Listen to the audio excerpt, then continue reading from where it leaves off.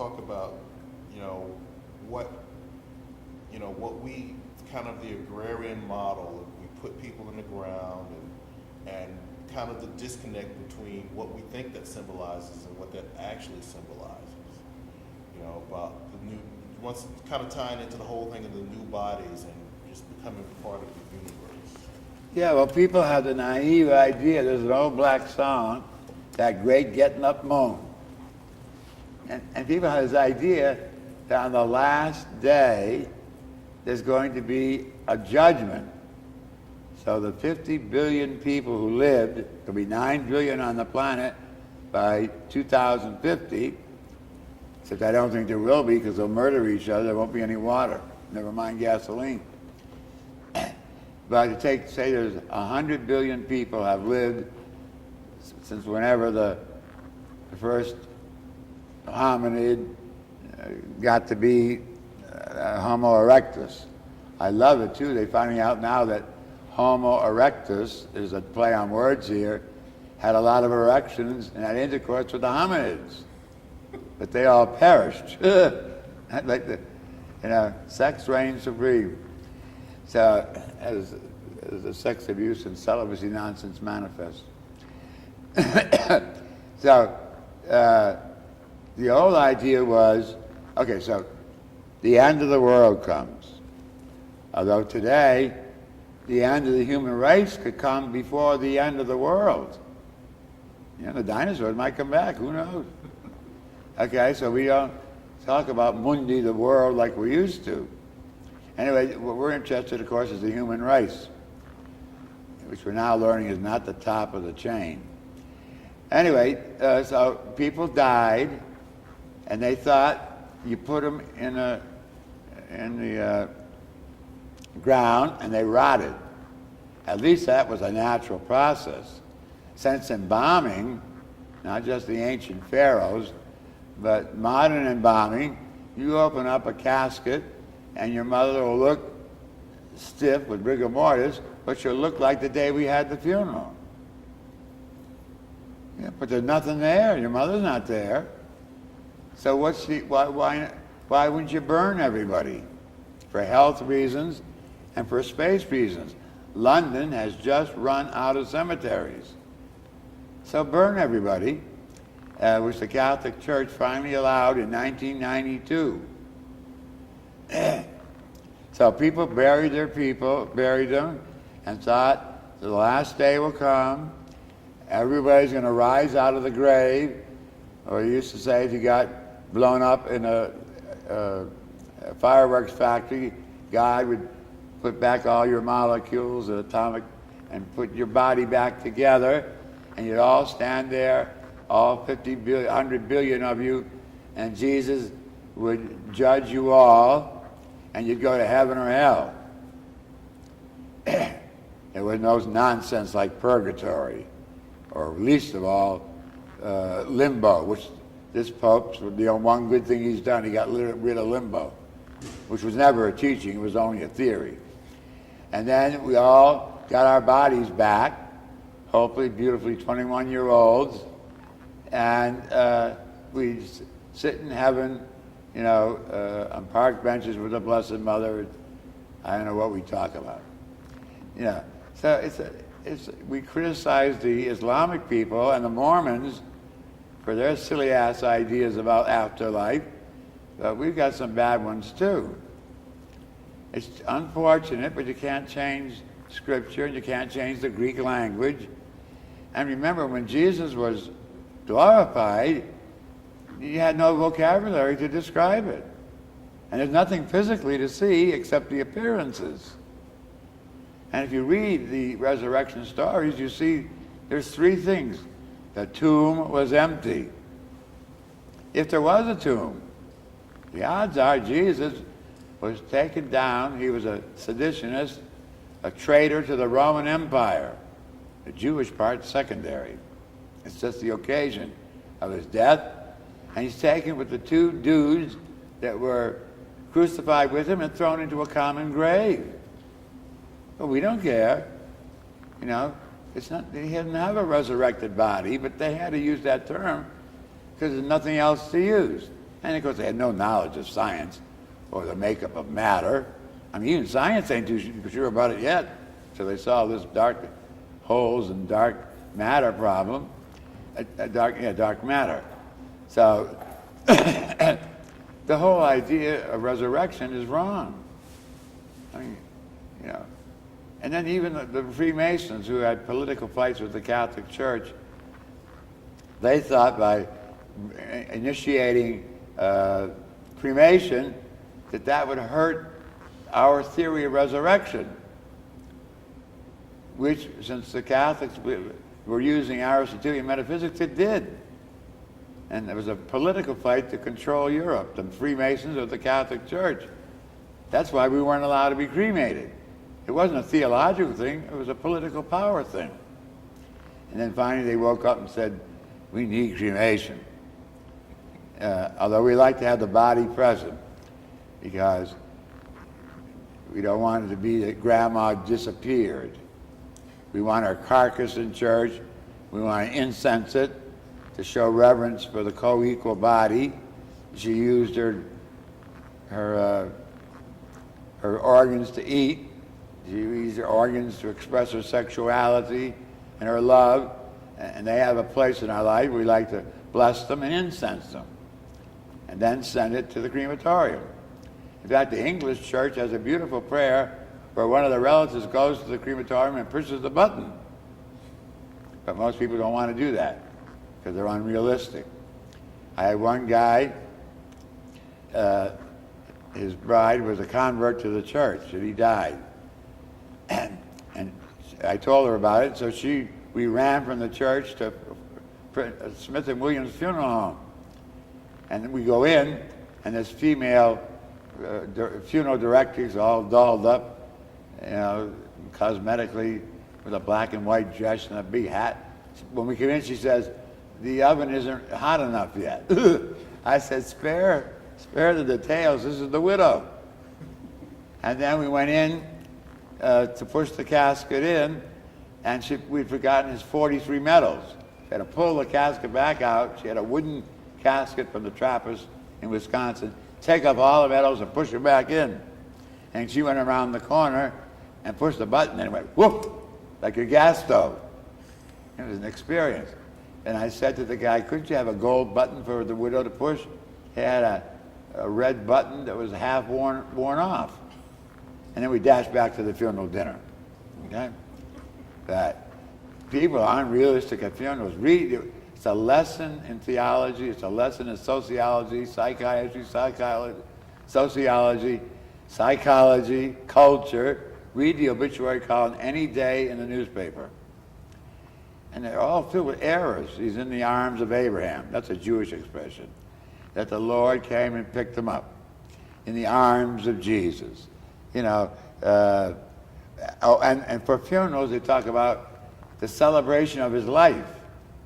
Well, that's not the purpose of a funeral. The Mass of the Resurrection is to celebrate their new life, about which we know very little.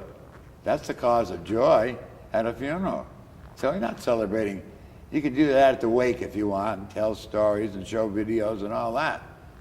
But the purpose of the funeral in the Catholic Church is to celebrate their glorification, which I wish they changed the word. It's resurgo means to bring back, and which leads the people to misinterpretation.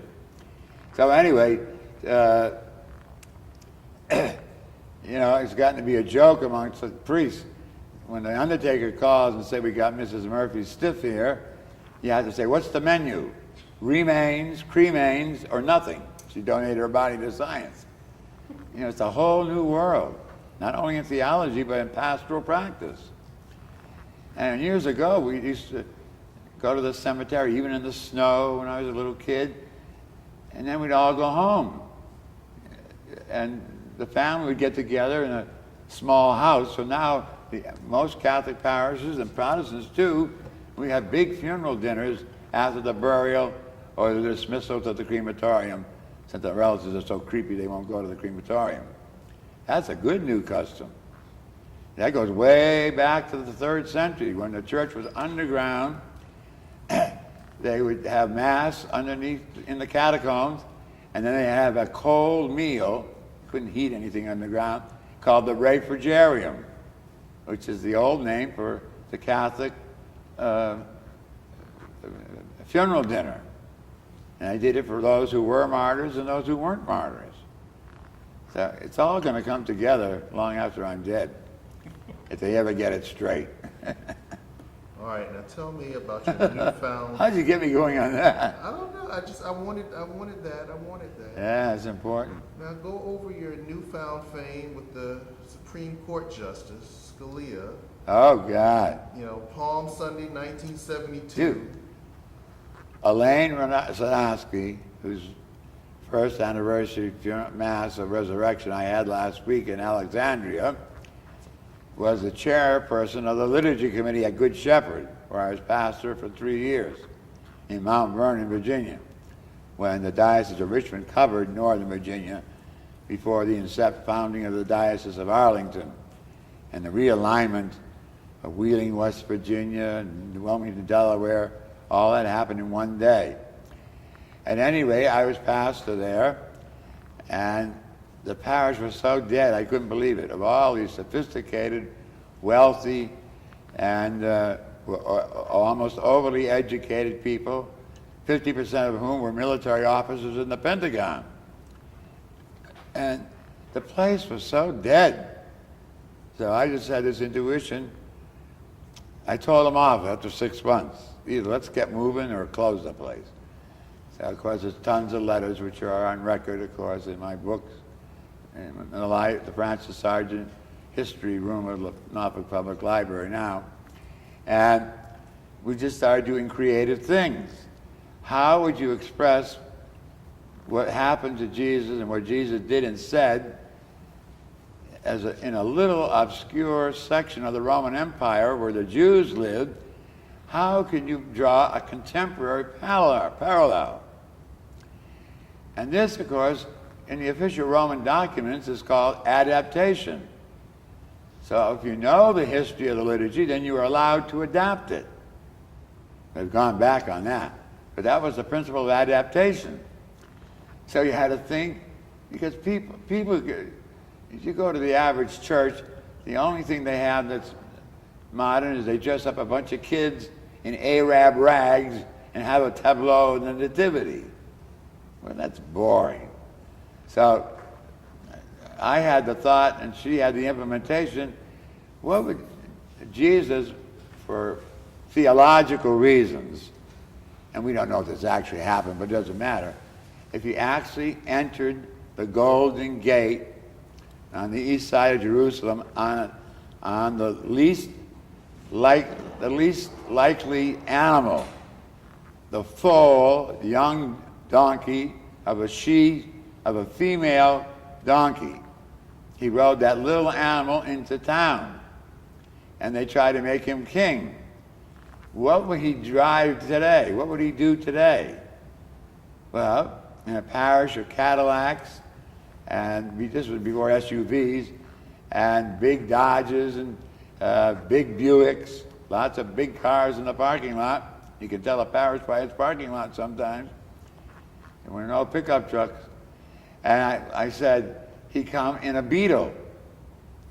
So it so happened that Jerry Sanansky, Elaine's husband, who knew a lot of car dealers, got the use of an orange sunroof, brand new Volkswagen. So instead of riding in on a donkey, which has been done many times to bring us back to historical Jesus, we made it contemporary. But to get the idea across, he came, at the time, I had one that cost $2,000. He came down the aisle on Passion Sunday as the real king of the Jews in the cheapest vehicle you could find. Of course, the color orange and me standing up in the sunroof was just to add, hoop-de-doo to it. And then we had the people, and these are colonels and generals now, you got to think about the congregation, and they're very sophisticated teenagers and prim wives, the Bradford wives, or Rockford wives, whatever they are. And they were throwing confetti welcoming Jesus as King, which is the Palm Sunday all over the world in every Catholic and Orthodox church and some Protestant churches to this day. And the thing is, we forgot about the practical details. I wasn't good at details. Patapuzzo, the youth minister, was driving the damn car, and there was so much confetti in the windshield, he could hardly see, and he almost hit the platform, which would have thrown me out of the car, which I was supposed to get out of and then go up and change into purple vestments and have the Passion sung or read. And the point is, everybody got the idea. It's the same later on when we did the Yellow Brick Road and St. Mary's or Superman. Superman was based upon the controversy stories of St. Mark's Gospel. But people thought it was a fad, or they thought it was showmanship. In fact, the article in Time magazine says, a show shuts down when I left. It was no show to me. It's trying to contemporize the Gospels. And the more you study the Gospels, the more you got to reinterpret them. That's supposed to be the job of the church. We don't have Protestant private interpretation of the Bible or no fundamentalism.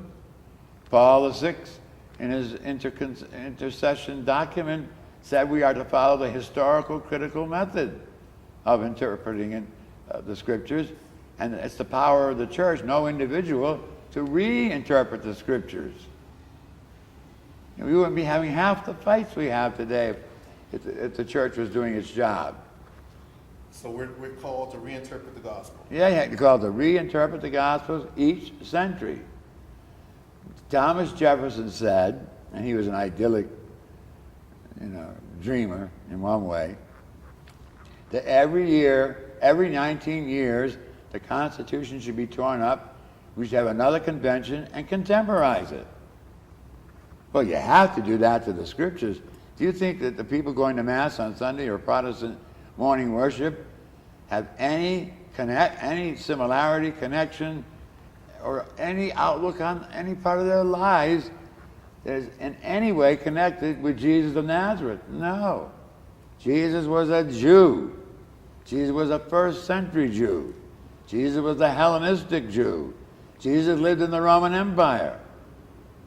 Well, you got to reinterpret all that. I mean, discussions about having celibacy, you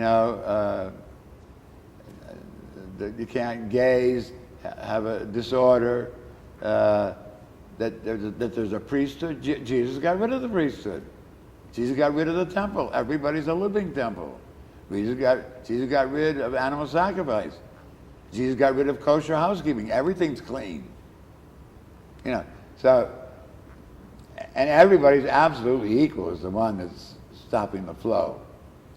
So the church has the authority and the power, only the church, pushing and yelling and screaming to reinterpret it, which you could do simply. But they're going to stick with what they got and just, I don't know who's going to be left in the church of the future. Now, what else do you want me to say? Oh, I'm still reeling from that. I know. When I get going, it's terrible.